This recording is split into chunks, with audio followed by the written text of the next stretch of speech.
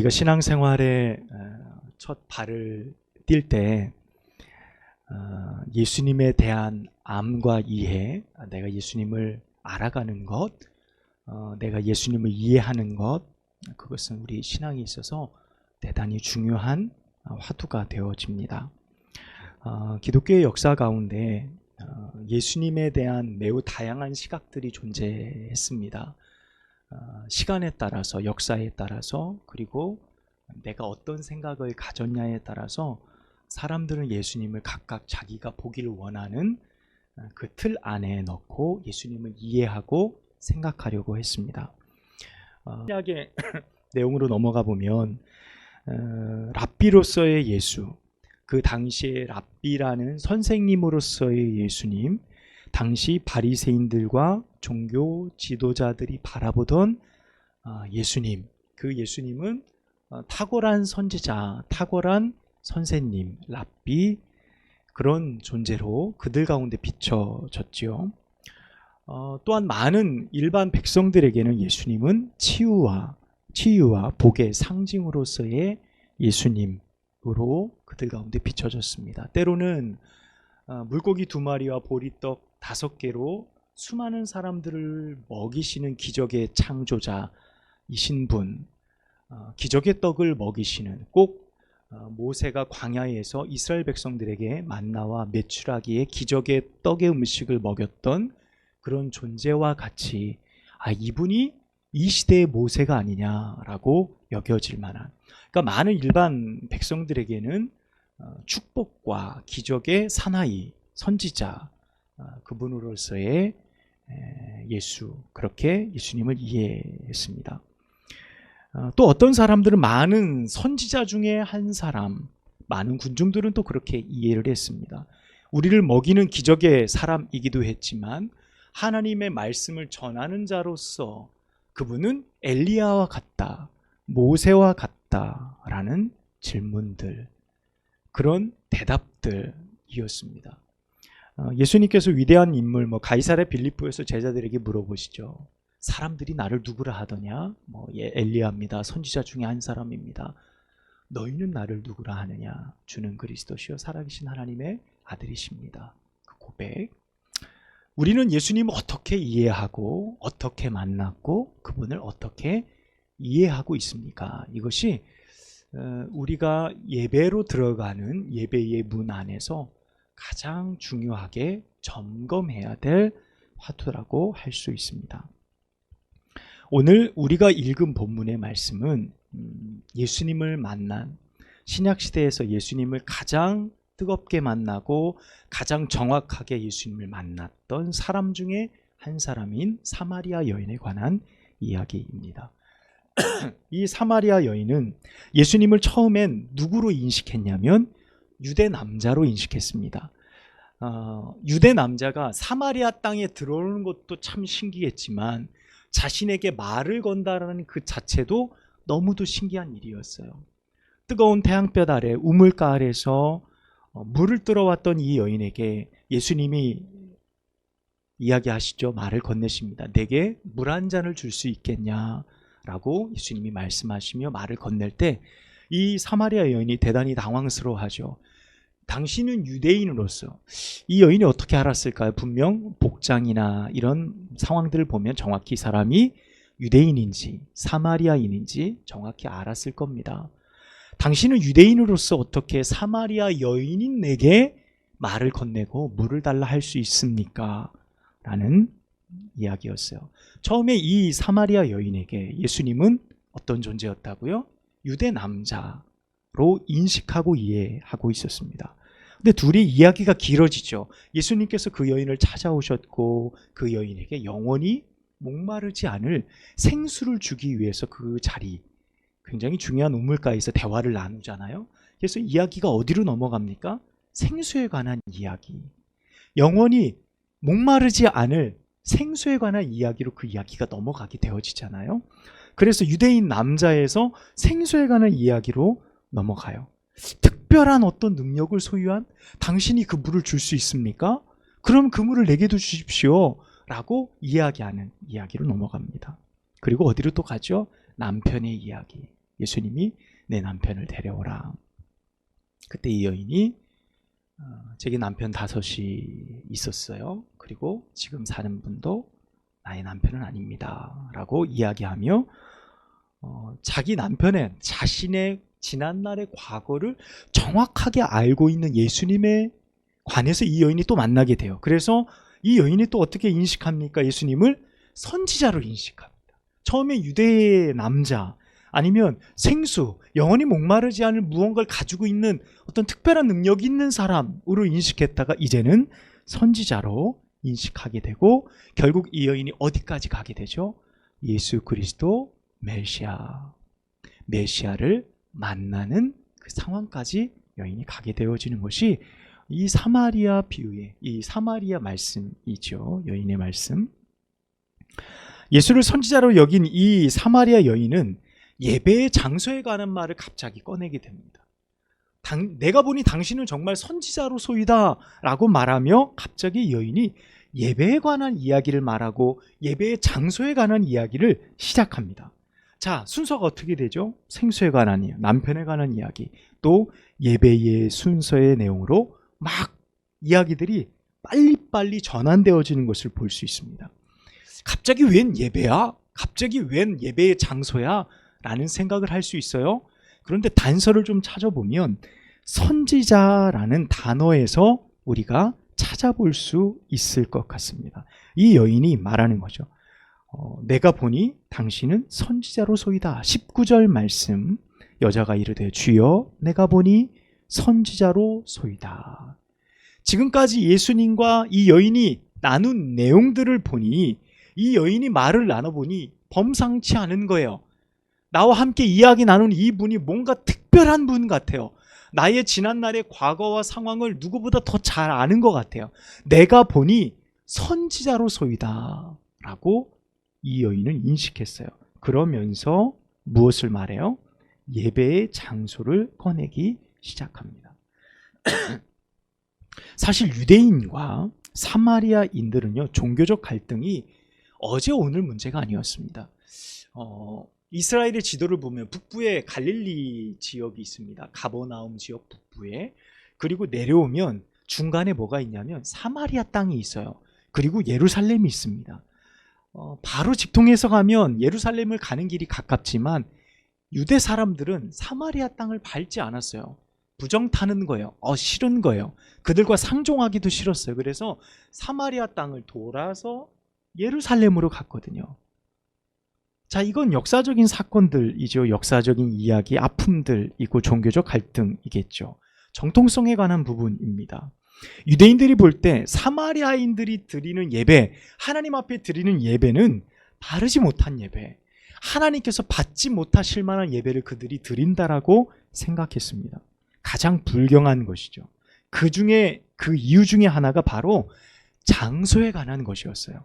여러분, 예수님 시대의 예배의 장소는요, 정말 예배의 절대적이었습니다. 어디에서 예배를 드리느냐, 그것이 우리가 예배를 드렸다, 드리지 못했다, 예배에 성공했다, 예배에 실패했다, 그것은 바른 예배다, 그것은 바르지 못한 예배다의 절대적인 기준이 되어졌습니다. 여러분, 유대인들에게 예배 장소는 어디입니까? 절대적으로 예루살렘이죠.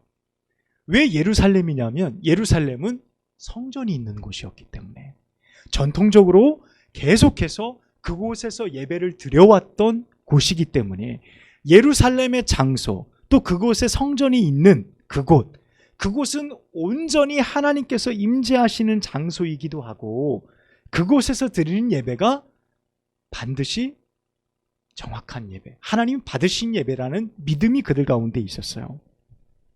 자, 그런데 사마리아인들은 예배를 어디서 드립니까? 예루살렘에 가지 못하잖아요. 그러니까 어디서 예배를 드렸냐면 그리심산이라는 곳에서 예배를 드렸습니다. 그리심산. 그들은 그곳에서 예배를 드릴 때 어떤 명분이 있었냐면, 이 그리심산에서 아브라함이 이삭을 바친 곳이다 라고 그들은 믿었어요. 이 그리심산에서 멜기세덱을 아브라함이 만났어. 모세가 제일 먼저 제단을 쌓은 곳이 바로 이곳이야 라고 그들은 나름의 정통성을 그곳에 부여했어요. 자신들의 조상인 모세가 이곳에서 이삭을 드렸고 번제를 드린 곳이라고 하면 예배의 장소로 부족함이 없잖아요. 자, 그러니까 그들에게도 이 그리심산이라는 예배의 장소가 거룩한 거예요. 우리가 이곳에서 예배를 드리는 것이 합당하고 하나님이 받으실 만한 예배의 초소라고 그들은 믿었어요. 예루살렘에 버금가는 장소다라고 그들은 믿고 확정했다는 거예요. 그런데 여러분, 우리가 잘 알듯이 아브라함이 희생 제물을 드리는 곳은 어디죠? 이삭을 하나님 앞에 바친 곳이 어디예요? 모리아 산이잖아요. 모리아 산. 창세기 22장 2절에 나오죠. 모세가 제단을 쌓은 곳은 그리심산이 아니라 에발산입니다. 유대인들이 볼 때 사마리아인들이 주장하는 그 예배의 장소는 명분이 있을까요? 없을까요? 명분이 없어요. 그들은 그들 나름대로 명분을 붙이길 원하지만 유대인들이 볼 때 예루살렘의 장소와 도저히 비교할 수 없는 곳에서 저들이 예배를 드리는 것, 희생 제물을 드리는 것, 가소롭죠. 하나님이 받으시지 않을 거야 라는 분명한 이유들이 그 가운데, 비판의 이유들이 있는 겁니다. 그리고 유대인들이 이제 포로로 다 잡혀가고 1차 귀환 시대에 에스라와 스룹바벨이 성전을 다시금 복원하기 위해서 도착했을 때 이 사마리아, 이 혼혈되어진, 아수르에서 혼혈되어진 그 사마리아인들이 우리도 이 성전 건축에, 재건에 도움을 좀 줬으면 좋겠다, 우리도 참여시켜달라고 이야기를 했어요. 그때 이 유대인들이 어떻게 했습니까? 그 도움을 거절합니다. 왜냐하면 너희는 죄인들이다. 너희는 정통성도 지키지 못했고 너희는 다 혼혈돼서 피도 섞여버렸어. 너희는 지금 우상도 섬기고 있고 종교도 다 혼합되어져 버렸잖아. 너희가 어떤 정신과 어떤 모습으로 하나님의 성전을 거룩하게 건축할 수 있단 말이야. 유대인들이 거부를 하게 돼요. 나중에 이 사마리아인들이 대단히 큰 상처를 받고 그 성전 건축을 방해하는 또 주도적인 역할을 하는 역사들도 있었거든요. 그러니까 유대인들의 입장에서 볼 때 그들이 드리는 그리심산에서의 예배, 그것은 예배가 아니에요. 예루살렘만이 유일한 예배의 장소였던 거죠. 그러니까 이 사마리아 여인이 볼 때 우리 조상, 사마리아인들이 드려왔던 믿음의 조상들이, 우리 조상들이 드렸던 예배의 장소는 저 그리심산이라고 하는데 왜 당신, 유대인, 예수님, 당신은 왜 그 예배가 예루살렘에서만 드릴 수 있다라고 합니까? 라는 이 예배의 장소에 지금 충돌이 일어났다는 이야기를 제가 좀 길게 설명해 드린 겁니다. 자, 우리는 오늘 이 본문에서 예배의 하나의 이슈를 보게 되어져. 이 여인의 말을 통해 예배가 무엇일까? 이 여인은 장소에 관한 것, 그래 거기서 드리는 것이 진정한 예배야 라는 분명한 인식을 가지고 있었는데 우리가 드리는 예배는 무엇일까? 우리의 예배, 지금 드리고 있는 예배에는 어떤 의미가 있을까? 라는 생각을 해보게 되어집니다. 예수님의 답을 보면 우리가 이 질문에 대한 어느 정도의 이해를 따라갈 수 있을 것 같아요. 여러분 21절 말씀 함께 보도록 하겠습니다. 읽어보죠. 시작. 예수께서 이르시되 여자여 내 말을 믿으라. 이 산에서도 말고 예루살렘에서도 말고 너희가 아버지께 예배할 때가 이르리라. 아멘. 여러분, 예수님께서 이 여인과 대화를 하면서 예루살렘 예배가 진짜야 라고 주장하지도 않으셨고, 그렇다고 저 사마리아인들이 드리는 그리심산에서 드리는 예배가 진짜야 라고도 말하지 않으셨어요. 이 산에서도 말고 예루살렘에서도 말고 너희가 진정 하나님 앞에 예배할 때가 올 것이다 라고 말하는 이 예수님의 말씀은요, 사실 유대인들이나 사마리아인들을 모두를 포함해서 정말 깜짝 놀랄 만한 선언인 겁니다. 제가 계속 전반부에도 설명을 드렸죠. 여러분, 어떻게 예루살렘을 제외하고 다른 곳에서 예배를 드릴 수 있단 말인가? 그 당시에는 상상할 수도 없는 일이었어요. 여러분, 명절만 되면, 이스라엘 명절만 되면 전 세계에 흩어져 있던 수십만의, 때로는 많게는 100만 이상의 수많은 인파가 예루살렘에 모여드는 거예요. 장관이지 않습니까? 6월절만 되면 수많은 사람들이 이 예루살렘에 모여서 장관을 이루잖아요. 우리가 잘 알듯이 예수님의 성전 정화 사건에서 채찍을 노끈을 만들어서 그들 장사꾼들 다 내어 쫓은 사건 기억하시죠? 거기에 사람들이 얼마나 많습니까? 재물을 살려고 와서 막 웅성웅성대는 그 시장터를 한번 여러분 상상해 보세요. 이제 곧 명절이잖아요. 안중시장에 가면 사람들이 얼마나 많아요. 명절을 세기 위해서 재래시장에 사람들이 막 버글버글한 그것을 한번 떠올려 보십시오. 예루살렘에 그렇게 많은 사람들이 예배를 드리려 자신의 삶의 일들을 잠시 멈추어 두고 달려왔다는 거예요. 그런데 예루살렘도 말고 그리심산에서 예배 드리는 것도 말고 라고 이야기한다라는 것은요, 대단히 큰 선언이 아닐 수 없다는 겁니다. 그러면 예수님에게 예배의 장소에 또 다른 의미가 있을 거예요. 이렇게 말씀하신 이유가, 이 시대에 드리는 예배, 우리의 시각, 우리가 바라보는 관점을 예수님께서는 당신의 말씀을 통해 바꾸어 놓고 계시다는 것을 우리가 발견할 수 있습니다.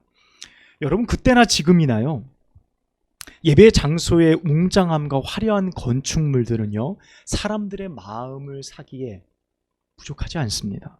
그곳에 무언가 좀 거룩한 무엇인가가 깃드는 것처럼 그런 기대감을 갖게 해주는 거예요. 제가 올 초에 아이들과 함께 이탈리아 성지순례를 갔다 왔잖아요. 이탈리아 자체가 그냥 모두가 다 박물관이에요. 나라 전체가. 이게 얼마나 됐어요 하면 보통 500년, 보통 1000년, 뭐 이렇게 된 건축물들과 유물들이 주변에 너무 많아요. 처음에는 우아우아하다 나중에 500년 됐어 하면 콧방귀도 안 낄 정도예요. 너무 많아서 그래요. 그 중에 단연 으뜸인 어떤 규모를 보면 성 베드로 성당이 제일 커요. 바티칸이죠. 지금 교황이 거기에서 직무를 보고 있는 성 베드로 성당을 내부를 들어가 보면 우리 교회 크기는요, 성 베드로 성당의 남자 화장실 크기밖에 안 돼요. 남자 화장실 잠깐 들리는 간이 화장실 크기밖에 안 되고요. 거기에 예배당은 뭐 담을 수가 없어요. 너무 커서. 높이도 그렇고 규모도 그렇고 길이도 그렇고 어떻게 카메라에 다 담고 눈으로도 다 담을 수 없을 만한 크기예요. 수많은 사람들이 그곳에 와서 막 입을 쩍쩍 벌리고 화려한 건축물과 조각상들을 바라보며 그곳에서 무엇인가 좀 놀라운 일이 일어날 것 같은 기대감, 종교적인 그런 기대감, 하나님이 계실 거면 이곳에 계실 것 같다라는 그런 어떤 기대감들을 증폭시키는 그런 역할들을 하는 그런 건축물들이라는 생각을 하게 됐어요. 여러분, 중세 카톨릭들이 바로 그 점들을 이용해서 수많은 건축물들을 무리하게 지은 이유도 있었죠. 왜 그렇습니까? 사람들이 그 외형적인 환경들을 보며 어떻게 되는 거예요? 압도되어지는 거예요. 그 환경에. 그것을 보면서 그것이 참 거룩하다라는 생각을 하게 하는 겁니다. 여러분, 지금 우리가 예배하는 장소 바로 이곳입니다. 이곳에서 우리는 함께 예배합니다. 여러분, 이곳이 우리에게 어떤 의미이죠? 우리의 예배는 어떤 겁니까? 우린 반드시 이곳에서 모여서 예배를 드려야만 할까요? 만약 이곳에서만 예배를 드려야 한다면 하나님은 꼼짝없이 이곳에 머무르셔야 합니다. 아니면 더 화려하고 더 큰 교회의 예배가 더 거룩한 곳일까요? 그곳에 하나님이 더 오래 머무르시기를 기뻐하고 그 교회에서 드리는 기도를 하나님이 더 많이 응답하시고 들을까요? 여러분, 이 답은 이미 우리에게 있습니다. 여러분, 어떤 답입니까? 우리는 어디서든지 예배할 수 있어요. 우린 어디서든지 예배합니다. 예배의 규모, 건물의 크기, 화려함의 문제가 결코 아니라는 것을 압니다. 여러분, 진정한 예배, 예수님이 말씀하시는 그 의미가 바로 여기 있는 거예요. 예루살렘도 말고, 예루살렘은 당시에 가장 화려한 건물이었어요. 가장 아름다운 건물이었습니다. 가장 많은 사람들이 모이는 건물이었어요. 성전이었죠. 그런데 그 예루살렘에서도 말고, 너희가 의미를 부여한 이 산에서도 말고 어디에서 예배한다는 거예요? 신령과 진정으로 예배해야 되는 것. 여러분, 예수님이 말씀하신 예배는 다른 것이 아니라 바로 그곳에서 너희가 하나님을 만날 수 있느냐의 문제라는 사실입니다. 우리의 예배의 중심의 이유는 너희가 그곳에서 하나님을 만날 수 있느냐라는 겁니다. 내가 그곳에서 하나님을 만날 수 있다면 여러분, 그곳이 바로 예배의 장소이고 그곳이 거룩한 성전이 되어진다는 사실입니다. 할렐루야. 여러분, 바로 우리가 모인 이곳이 예배당이고 성전이 될 수 있는 것은 이곳에서 우리가 예수 그리스도를 만날 수 있기 때문입니다. 이곳에서 하나님을 만나고 이곳에서 하나님의 임재를 깨달을 때 이곳은 거룩한 예배의 처소가 되어지는 거예요. 여러분, 지난 코로나 3년의 시간 동안, 팬데믹의 시간 동안 교회 예배의 모습이 굉장히 많이 바뀌었습니다. 많은 상황들에 대한 도전, 변화들이 있었습니다. 여러분, 그 중에 하나가 바로 온라인 예배입니다. 전국에 있는 모든 교회가 온라인 예배를 드릴 수밖에 없는 상황 중으로 내몰리게 되어졌습니다. 처음에 온라인 예배는 어떻습니까? 위성 예배는 대형 교회들의 전유물이었어요. 그래서 대형 교회들이 지교회들을 세우고 1부 예배만 드리고 2부, 3부, 4부는 다 방송을 틀어서 예배를 할 수 있는 온라인 예배 형태를 가져오다가 이제는 코로나 때문에 전국에 있는 모든 교회가 스마트폰 하나로 온라인 예배를 드릴 수 있는 상황이 되어졌습니다.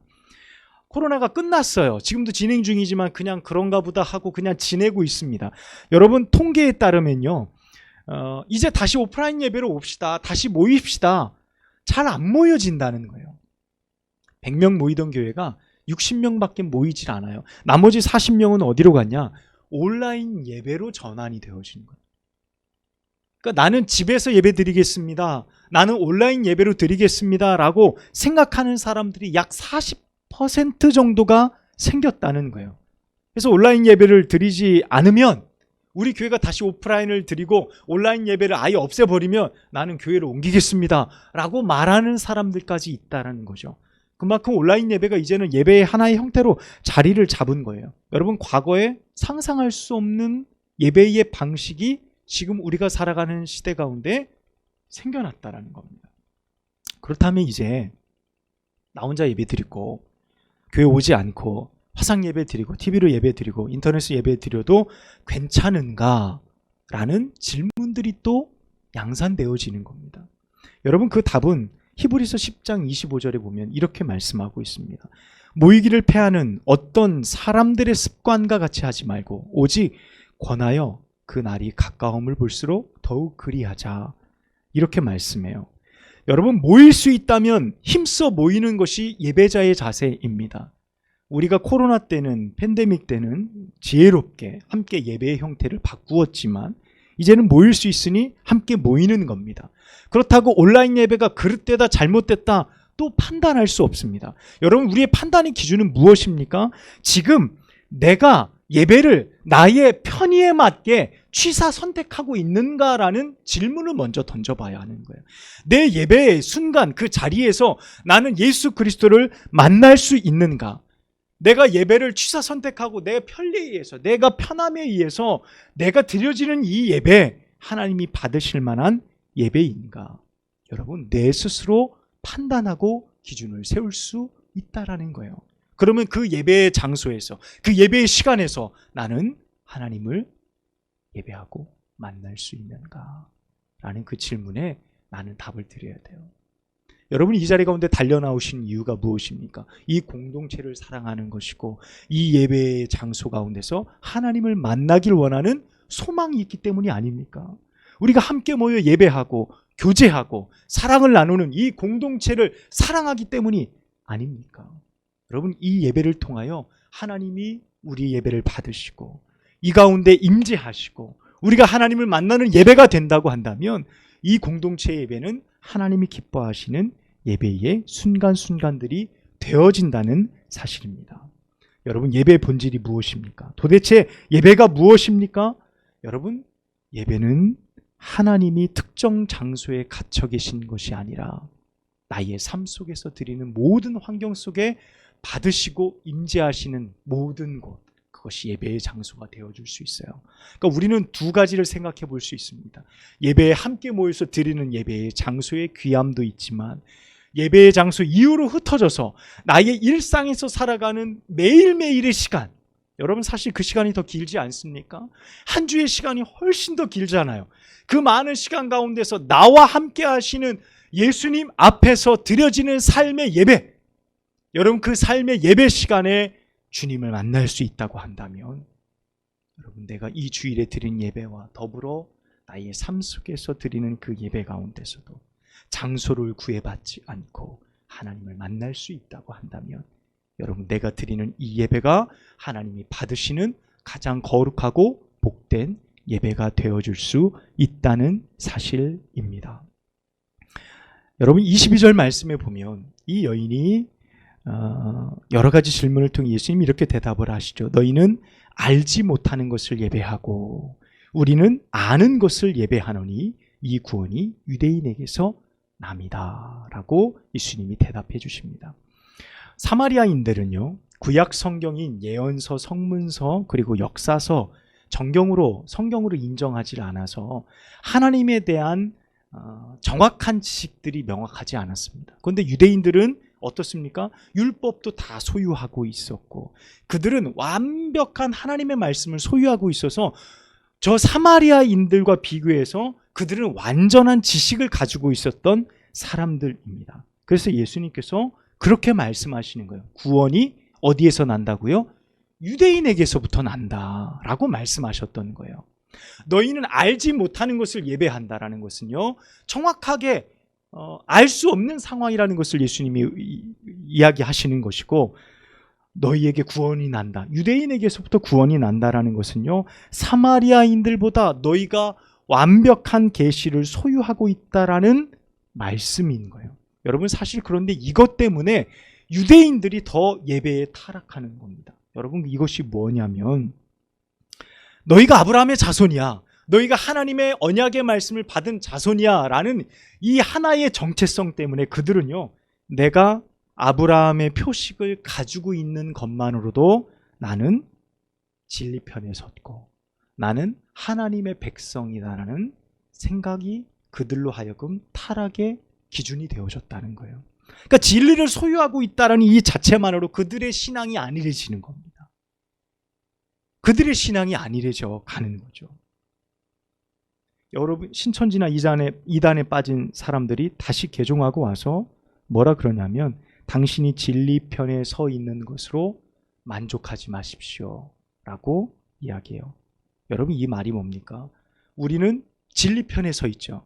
우리는 바른 복음을 믿잖아요. 우리는 바른 예수 그리스도를 믿잖아요. 근데 저 이단에 빠진 사람들은 어떻습니까? 그릇된 진리를 믿고 있어요. 그래서 그들이 볼 때 그들은 열심히 있지만 그릇된 진리에 열심히 있고 우리는 진리편에 서 있지만 우리 가운데 바른 열심들이 어떻습니까? 점차 약해져 가고 있다라는 거예요. 그들이 볼 때. 그래서 그들이 우리에게 이야기하는 거예요. 당신들이 진리편에 서 있는 것으로 만족해하지 말라라는 거예요. 그 열심이 다 사라져버린 모습을 일침하고 있는 내용인 것이죠. 여러분 내가 지금 교회를 다니고 성경을 들고 있고 말씀을 듣고 예배를 드리고 내가 수십 년 신앙생활을 해서 내가 구원에 이르렀다라고 생각하십니까? 여러분 내가 드려왔던 수많은 예배의 본질, 장소, 많은 시간들 여러분 무엇이 우리로 하여금 진정한 예배자로 서게 하는 겁니까? 여러분 다른 것이 아니에요. 오늘 사마리아 여인을 만나기 위해서 찾아가신 예수님, 그 여인을 만나 주셨던 예수님, 그곳에 메시아를 발견하고 사마리아 성 안에 큰 기쁨이 일어났던 이 사건이 바로 예배의 본질이라는 겁니다. 여러분 정리하면 이렇습니다. 예배는 주님께서 우리를 찾아오시는 겁니다. 이미 예배의 장소에 주님께서 와 계세요. 우리의 예배를 받으시기 위해 주님께서 이곳에 임재하여 계십니다. 꼭 우물가에서 한 여인을 기다리셨던 예수님의 모습과 같이. 그러면 우리는 그 주님 앞에 우리의 삶을 있는 그대로 내려놓는 거예요. 당신을 통해 내가 얻을 것이 무엇입니까? 내게 생수를 주십시오. 나의 연약함을 다 토로하는 거죠. 그러면서 어디로 나아가는 거예요? 그분이 메시아인 사실을 발견하는 곳까지 나아가는 것. 그리고 그 여인이 달려 나아가잖아요. 마을 안으로 들어가요. 와 보라, 내가 만난 이 사람이 메시아가 아니냐. 와 보라 라는 기쁨에 찬 복음을 전하는 사람으로 바뀌어 가는 것. 이것이 완전한 예배의 모습이라는 사실입니다. 사랑하는 여러분, 그분이 지금 어디 계시죠? 오늘 사마리아 여인에게 말씀하신 마지막 말씀이죠. 내가 말하는 그 사람이 바로 나다 라고 말하셨던 그 예수님, 그 예수님을 만나는 사람이 바로 예배의 성공자, 예배의 주인공이 되어줄 줄로 믿습니다. 사랑하는 여러분, 우리의 삶에 찾아오신 예수 그리스도, 여러분의 삶 속에서 주님을 만나는 여러분의 귀한 삶이 되어주시기를 축복합니다. 나의 비천한 상황 가운데 내가 예수님을 만나면 나의 모든 문제가 해결되어지는 거예요. 우리의 삶의 길이 보여지지 않을 때 내 삶에 찾아오신 예수님을 만나면 나의 삶의 길이 보이기 시작하는 겁니다. 지금 예수님을 찾는 모든 사람들에게 답이 되시는 그분이 바로 예수 그리스도라는 사실입니다. 여러분, 여러분의 삶 속 바로 그곳에서 예수님을 만나십시오. 예수님을 만나는 여러분이 오늘 사마리아 여인과 같이 진정한 예배자가 되어줄 수 있는 것입니다. 한 주간 여러분의 삶에 이 은총이 충만하시길 주님의 이름으로 축원합니다.